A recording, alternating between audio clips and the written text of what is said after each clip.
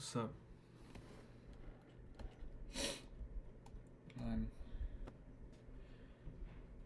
feeling kind of weird.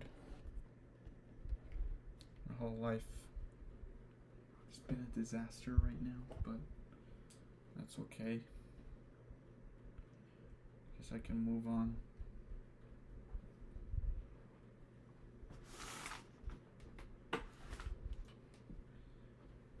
Do a painting right over here, that big canvas. This piece of poop. Yeah. I'm gonna paint. I'm gonna do my progress. Here's one thing.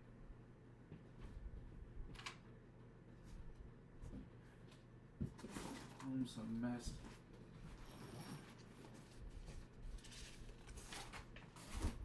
Frame of reference is this. Feel like I can do it.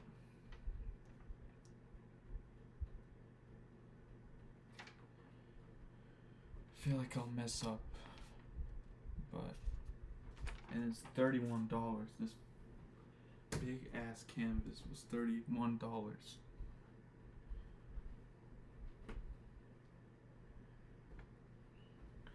And I got other great news.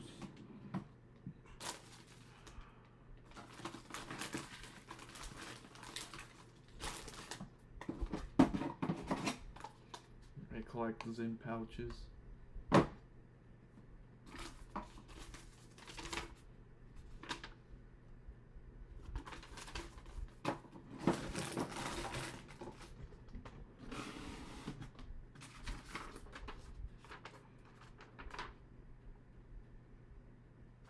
Sold painting. Here's my receipt.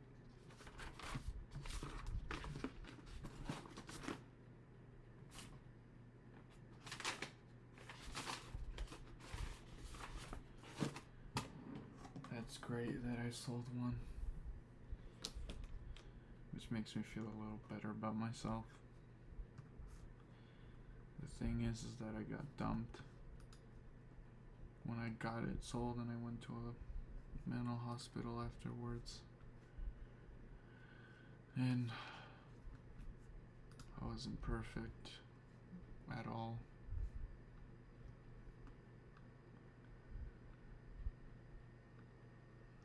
I'm trying to forget about it, but whatever. Now she's with another person. Fuck it.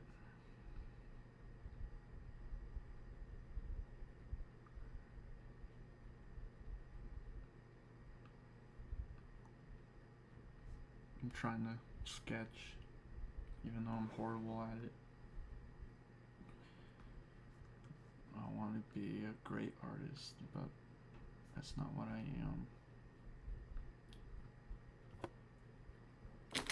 Instead, I keep buying swishers.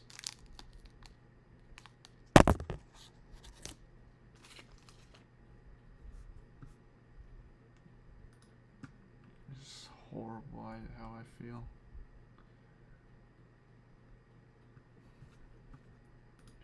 Guess I can show you the person that bought my painting.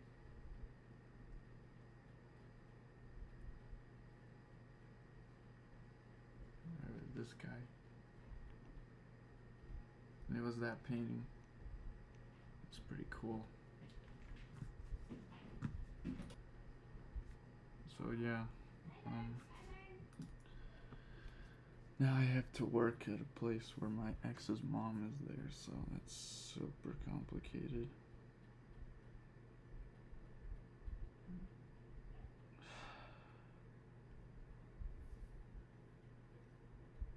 Sometimes I gotta realize I'm not perfect either, so I done fucked up too.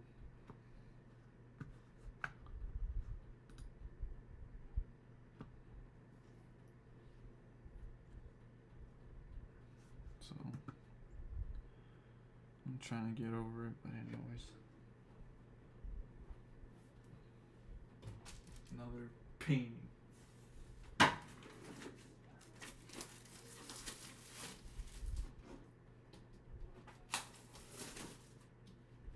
see the price.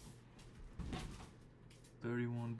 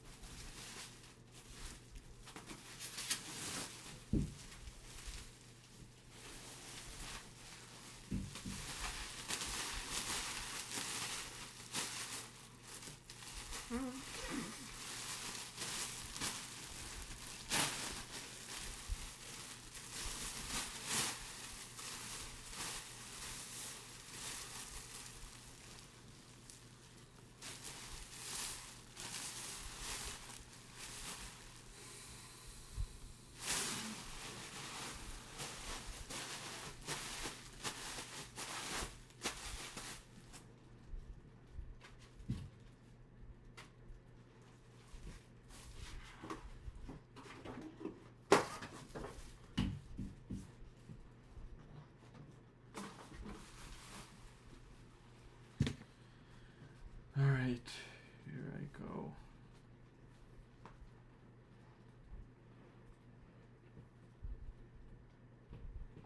Oh, yeah.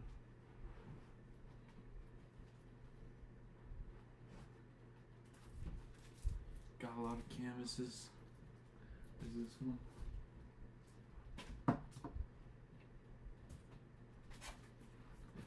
There's this one.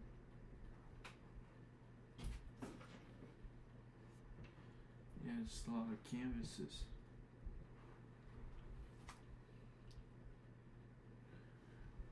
A lot of canvases. These classes are too small. Am I a professional artist? I don't know, because I sold 3 paintings so far and I feel like I'm still a failure. I guess I still live with my parents. And having this like mental disorder is not really helping. Still think I'm a failure. But you're going back to community college after like the 5th fucking time. Because I'm such an idiot.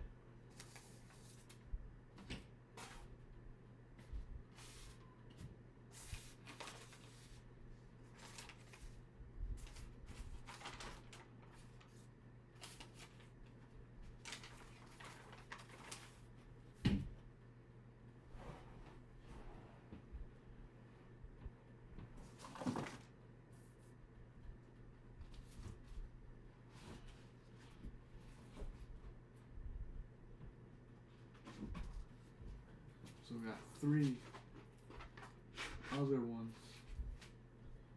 I swear I had more. Oh yeah, I do.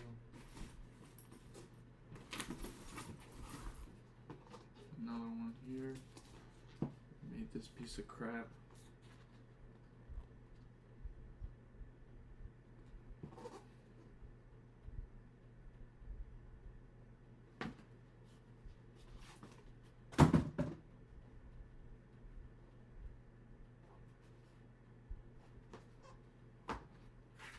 Now I can't find my paintbrushes.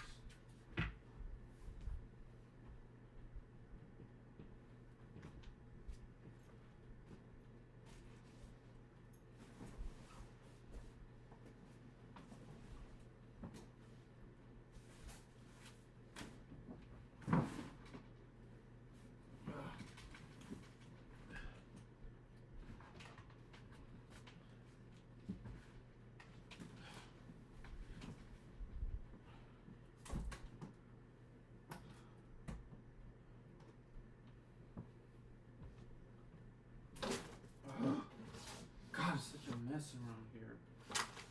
Can't find anything.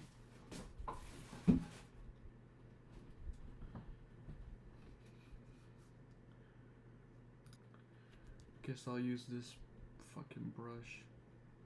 You know it's all fucking ruined.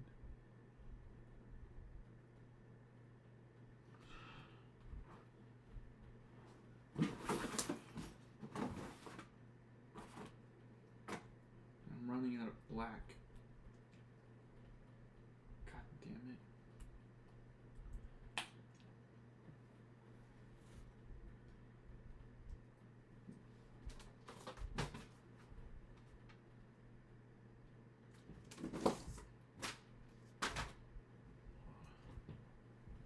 Guess I found another one.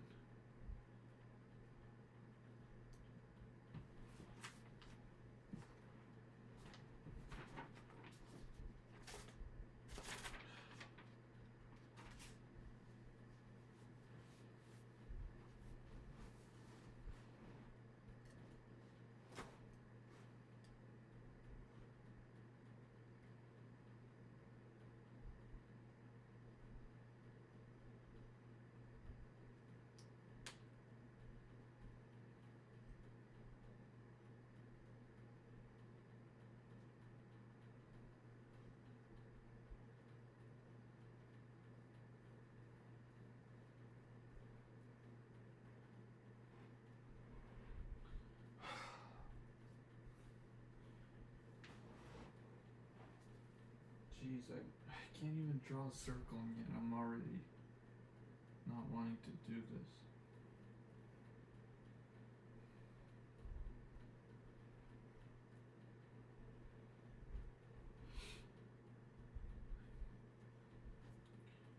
Just paint wherever the fuck you like, I don't care.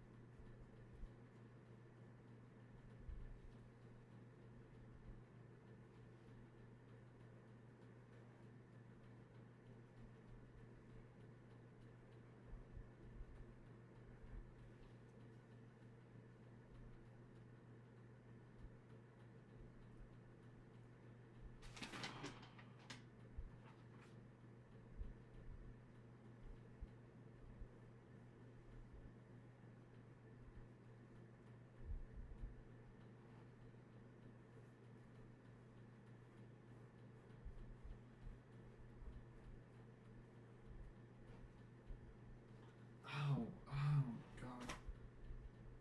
I hate these conditions I have to paint in. I have no choice.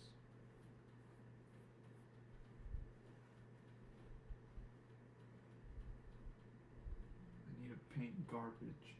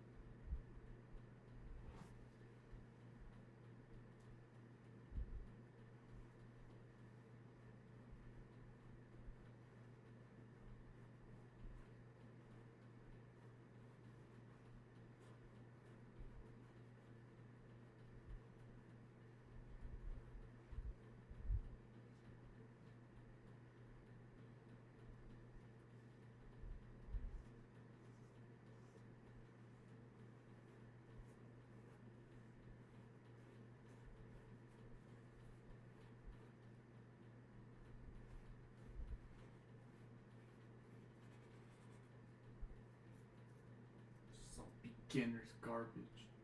I made over like 200 paintings. They all look amateurish and stupid.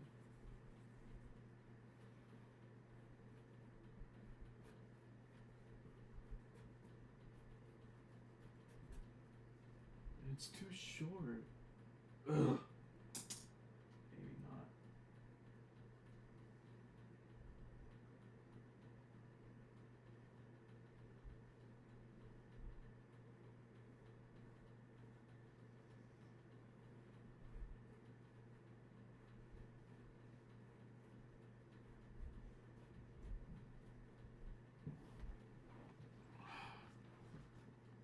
Just put something on.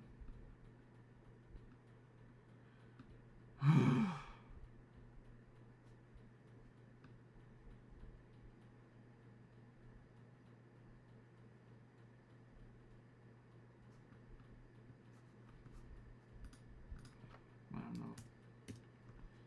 I like to listen to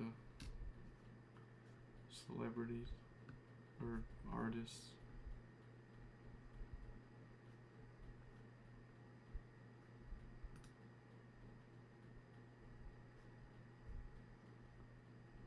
Even if you don't know her by name, you most likely have seen Frida Kahlo's paintings before. She is the Mexican woman with a bold unibrow, wearing a flower crown and brightly colored clothing. Oh, but Kahlo was I gotta physically speak disabled more her louder. entire adult life, yet she loved herself enough to be her own muse. Years before her time, she challenged society's expectations and was able to create surrealist works of art that examines the inner workings of the human soul. On today's Biographics, we're going to tell you the story of the great artist, Frida Kahlo.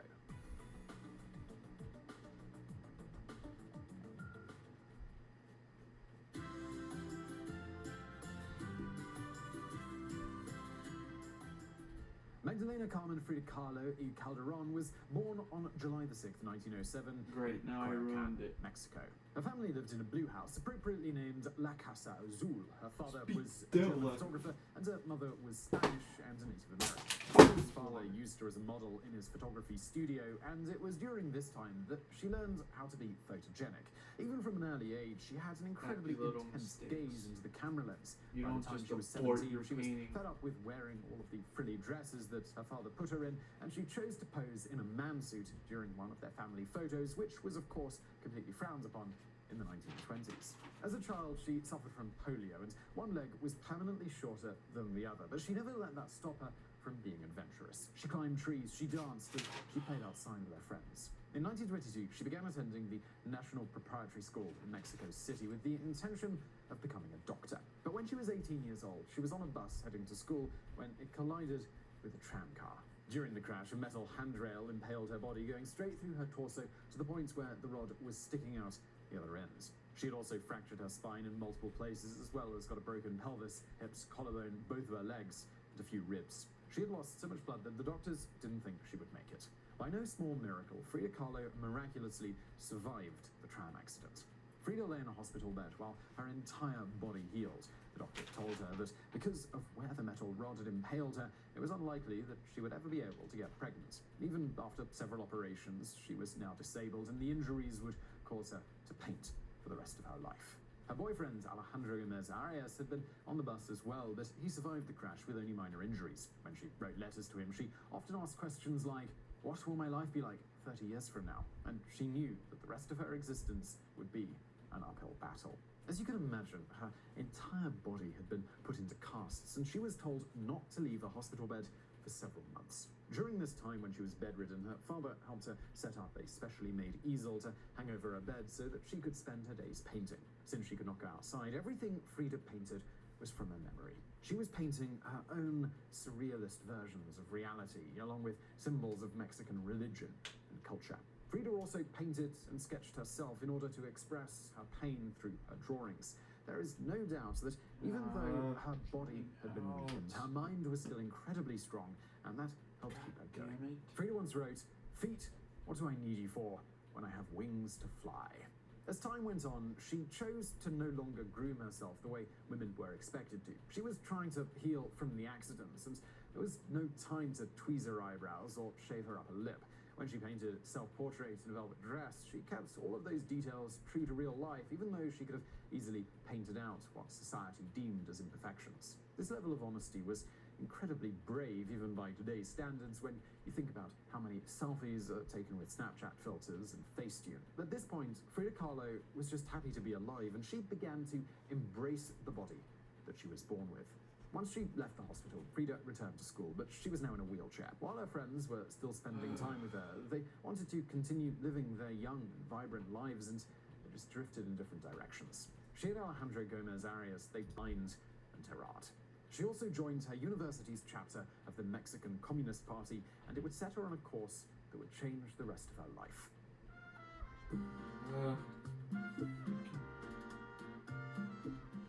In order to understand the full story of Frida Kahlo's epic love, we need to go back to when she was 15 years old. A famous artist named Diego Rivera was painting a mural at the Simon Bolivar Amphitheater in the National Preparatory School. Frida would sneak in to watch him. She was fascinated by his work, and he completely inspired her to become a great artist. Like most teenagers with a crush, she swooned to her best friend about how great he was and said that one day she would marry him and have his babies. But then, when he left the painting to take a break, she put soap all over his ladder and teased him when he slipped and fell. This was enough for him to notice her, but not enough for him to reciprocate her feelings, of course. Yeah. After all, he was 35 at the time, and from his perspective, this was just a kid who was trying to distract him. But he couldn't help notice that she had an unusual dignity and self-assurance, and there was a strange fire in her eyes. So let's fast forward to 1928. Frida was 21 years old, and it had been 3 years since her accident. Through an intense amount of physical therapy, she finally had learned to walk again, but it was still necessary for her to wear back braces and corsets that were made of plaster in order to keep her spine straight. Still, though, sometimes the pain was just too much to bear, and she would have to use a wheelchair. She was all grown up now, and in the 6 years since she had last saw Rivera, she had become a beautiful young woman. Even though it had been years, she would still visit his famous murals around the city and followed the progress of his artistic career. She heard that he was painting another mural at Mexico City's Ministry of Education, so she began showing up every day. This time, she sat quietly and respectfully, watching and studying him as he painted. One day, Frida Kahlo bravely approached Diego Rivera and told him that she had admired his talent for years. She explained that she was an aspiring artist and wanted to know his opinion of her work. At first, he did not recognize her, but once she explained the story of the soap on the ladder, he instantly made the connection because she still had that same fire in her eyes. Frida invited him over to the Casa Azul, where he could see all of her work in her studio. After seeing Frida's art, he told her, "In my opinion, no matter how difficult it might be for you, you must continue to paint." While he was in her home, he could see how much joy and passion she had for painting, and it rejuvenated his love for his own work. He said, "I did not know it then, but Frida had already become the most important fact of my life." They began to spend more time together and went on several dates. A few days later, he kissed her for the first time. It was just the beginning of a relationship that would last for the rest of her life. Diego Rivera and Frida Kahlo were married in 1929, and they continued to be one another's muses. Their relationship inspired one another to keep creating more and more amazing works. In one of her letters to him, she wrote, "Diego, I'd like to paint you, but there are no colors, because there are so many, in my confusion, the tangible form of my great love."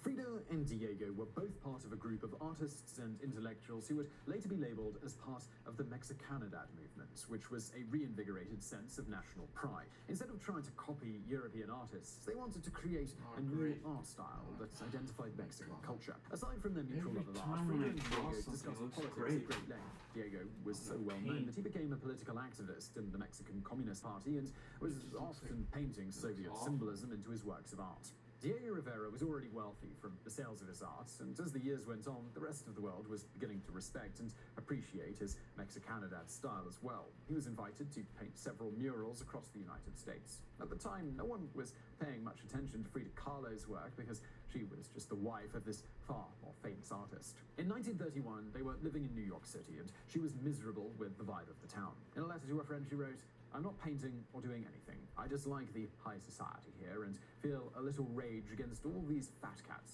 since I've seen thousands of people in terrible misery."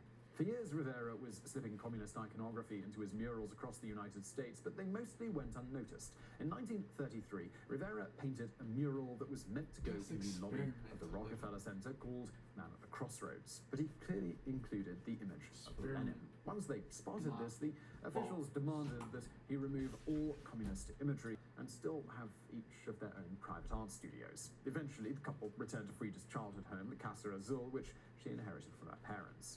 In 1937, they met the communist revolutionary Leon Trotsky, who was living in exile. Since they were already huge supporters of the USSR, they invited him to live with them in the Casa Azul. For years, there was an ongoing rumor that Frida Kahlo and Leon Trotsky were having an affair. She even gave him one of her self-portraits with a note that said, "To Leon Trotsky, with all my love, I dedicate this painting." The rumor about their affair, it was published over and over again so many times that it was eventually taken as historic fact. It was even included in the plot of the 2002 movie Frida, starring Salma Hayek. However, it was later discovered that the affair may have never actually taken place. In his last will and testament, Diego Rivera strictly forbid any of his personal paperwork to be released to the public until 50 years after his death. He ordered that all of their private letters and documents should be hidden inside of their bathroom wall at La Casa Azul. So, when they were unveiled in 2007, the public finally got to read the letters between Kahlo and Trotsky. While it's true that they frequently wrote to one another and spent a great deal of time together in their home, these hidden letters reveal that the correspondence between Kahlo and Trotsky, it was strictly platonic. In fact, Frida Kahlo spent most of her letters supporting her husband, trying to convince Trotsky that he deserved to have a more prominent role in the Communist Party. She even called Trotsky out on his behavior as being egotistical and revealed that she did not like him at all. She once wrote, "I observed that whenever there was a discussion of any kind and Diego gave his opinion, you always took it with a certain irony and doubtfulness of its truthfulness. This kind of irony in time gets on one's nerves."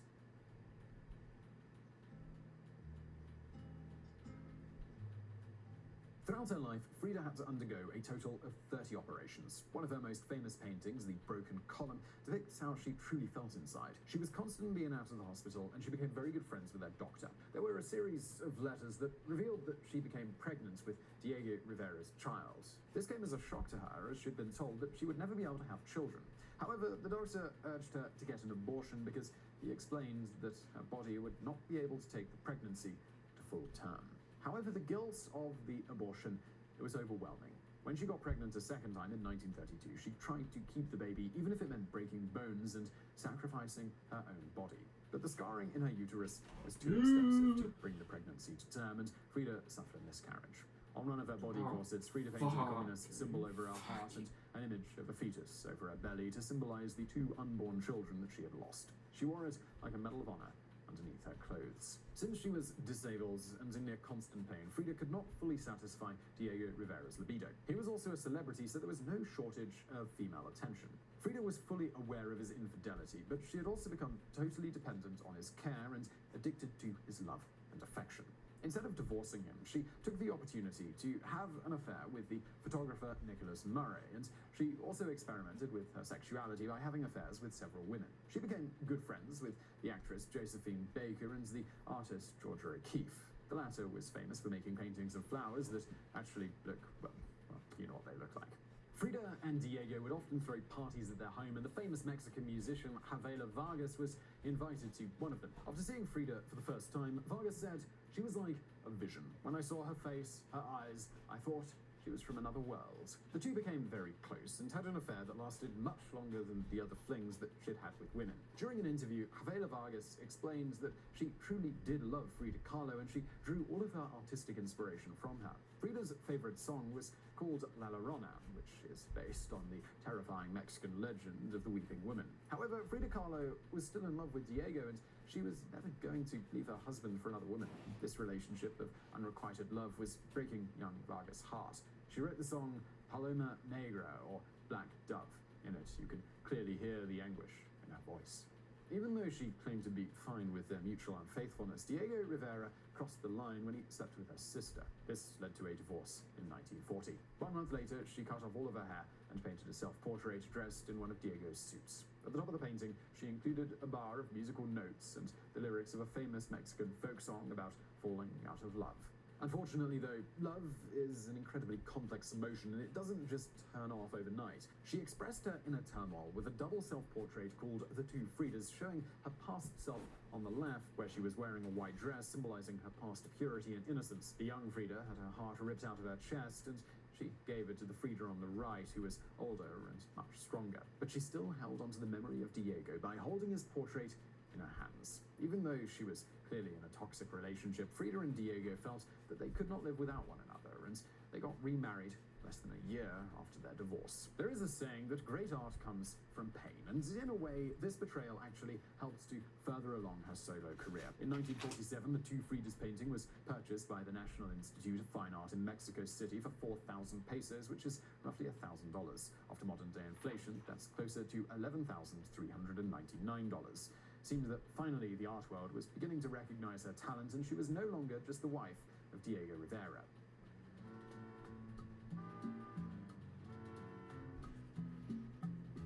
In 1953, Frida Kahlo finally had her very first art exhibit, but her health, it was declining. She was so physically weak and in pain that her doctor advised her to stay in bed. Even when she was sick, her soul was still strong enough to demand that she must go to her art show.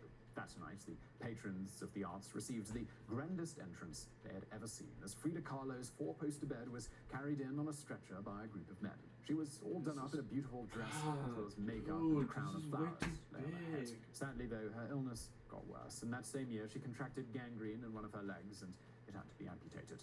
Even so, she tried to stay strong and decorated her prosthetic leg to make it beautiful, but she was already in constant pain from her earlier injuries. Losing her leg made it even more unbearable. She learned how to walk again and even tried to go dancing in her new leg. A doctor prescribed her pain medication to help dull her senses, but it was still a life of near constant misery. On July the 7th, 1954, she turned 47 years old. Her friends and family, they threw her a birthday celebration. There were over 100 people there. For the first time in months, she dressed in her finest clothes, put on makeup, and donned the flowers in her hair again. But once the party was over and the guests went home, she was left alone to face her reality. Perhaps she knew that from then on, things were only going to get worse. Her health was declining, and she struggled to accomplish even the smallest daily task. Just a few days after her party on July the 12th, Carla was lying in her childhood bedroom in Casa Azul. She sketched an image of an angel with black wings. In her journal, she wrote, "I hope the exit is joyful, and I hope to never come back. Frida."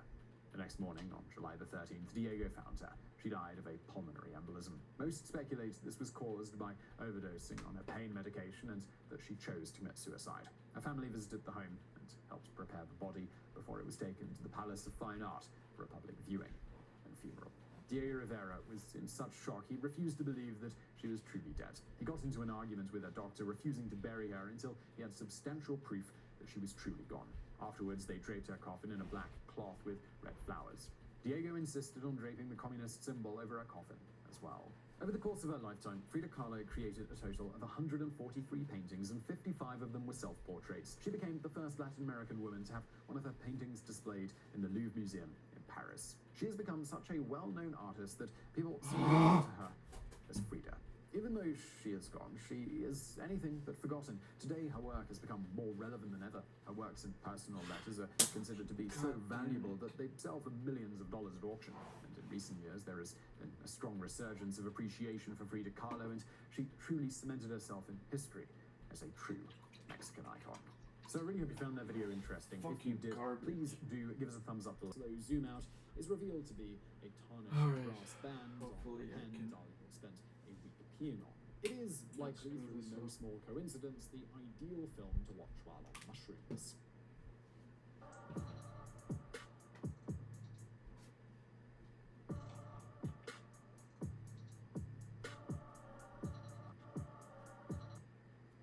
So there I was, scrolling eBay. When I saw this. Still in the box. It's like the exact same one my mom wore. You can feel the luxury. So then, I roll up in this rare vintage Comfort. You should have seen their faces when I said, Some people invest in stocks, but for me, it's Margiela. Balenciaga. This whole time it was right there on eBay. Millions of finds, each with a story. eBay. Things people love.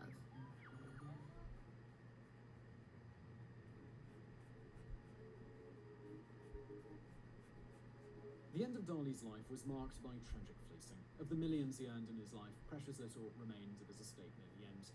He was investigated by the American IRS for tax absurdities. His hands started to shake so much he was often unable to perform the exacting strokes he based his work upon. After Gala's death, her body was smuggled back to Pubol, wrapped in a blanket in the back of a car, and interned in the castle she'd spent so much of her life in. As his own health started to fail, some opportunists in Dali's social circle seized the opportunity to pilfer whatever they could. Money went missing.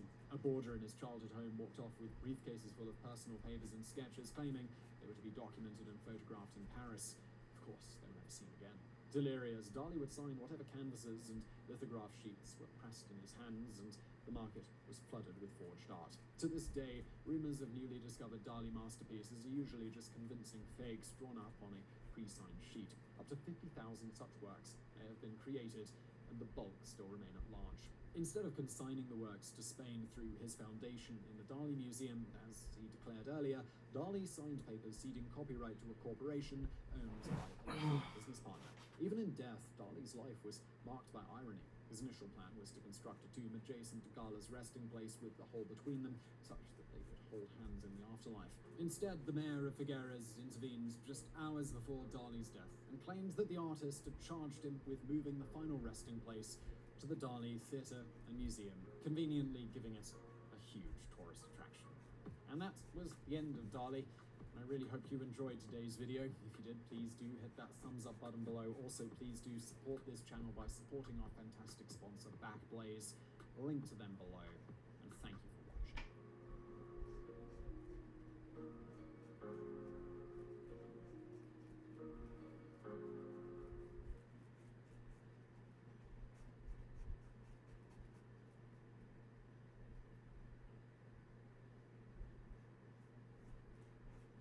Today's video is brought to you by Manscaped.com, the premium brand for men's grooming and hygiene products. If you watch my channel for a while, you know that I appreciate Manscaped's product line, and this is a particularly exciting time because Manscaped has actually just released their 4th generation trimmer, the all-new Lawnmower 4.0. With feedback from millions of customers across the globe, the Manscaped team has engineered the next generation of groin and body trimmers by focusing on intelligent functionality. So this, as I say, is the Lawnmower 4.0. It's got these advanced ceramic blades right there at the top, and there's something called skin-safe technology, which, believe me, where this is designed to shave, you do want something called skin-safe technology. Nicks and cuts down below are just bad times. You turn it on, bum, off it goes, woo, and then I just say goodbye to some arm hair. It's cordless, it's waterproof, so you can trim in the shower. It's super convenient. Also, when it comes to charging, this isn't a slouch like other trimmers. It's not going to die every 5 minutes. Indeed, you can get 90 minutes of charging from a full charge. And how do you charge? Well, it's waterproof, so it's wireless. Boom, slots it in there. Like an electric toothbrush, you do need to plug in this bottom part, but that is very easy enough through this port in the back. Easy peasy. So start looking good from head to toe with no pair of stones left unturned. Join more than 2 million men worldwide who trust Manscaped. Go to manscaped.com/biographics and get 20% off plus free international shipping. Again, manscaped.com/biographics, link below.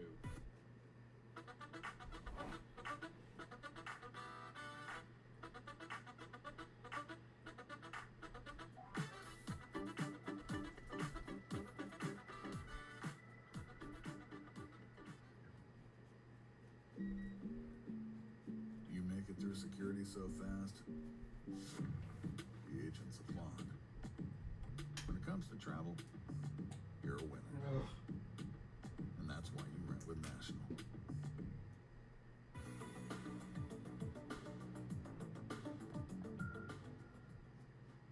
So do we really need an introduction for Pablo Picasso? It is difficult to argue against the idea that he was the most important, influential, and recognizable artist of the 20th century. In today's Biographics, we will explore the turning points of his career and the salient events of his private life. Many of these events were controversial, to say the least, and would have dire consequences for those lucky enough or unlucky enough to be close to the painter. But we have 9 decades to cover, so let's dip our brushes and get right into it.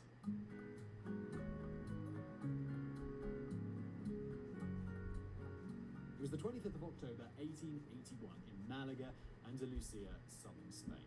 Local painter, arts teacher, and museum curator Jose Ruiz Blasco and his wife Maria Picasso y Lopez welcomed their firstborn child. This baby would later sign his masterpieces simply as Picasso, but he was christened as Pablo Diego Jose Francisco de Paula Juan Nepomuceno Maria de los Remedios Cipriano de la Santissima Trinidad Ruiz Picasso. Oh my god, that was an insane mouthful, and I'm sure I destroyed the pronunciation on it. With a name like that, we may consider his birth certificate as his first work of art. Many would follow from an early age. Boy Pablo was introduced to art by his father, a good teacher with great technical knowledge. Picasso would later acknowledge the strong influence that his mother and aunts had on him. His mother, Maria, in particular, would boost his ego, telling him things like, when you grow up, if you are a soldier, you will become general. If you are a priest, you will become pope. The strong feminine influence on Pablo have led some biographers to infer an Oedipal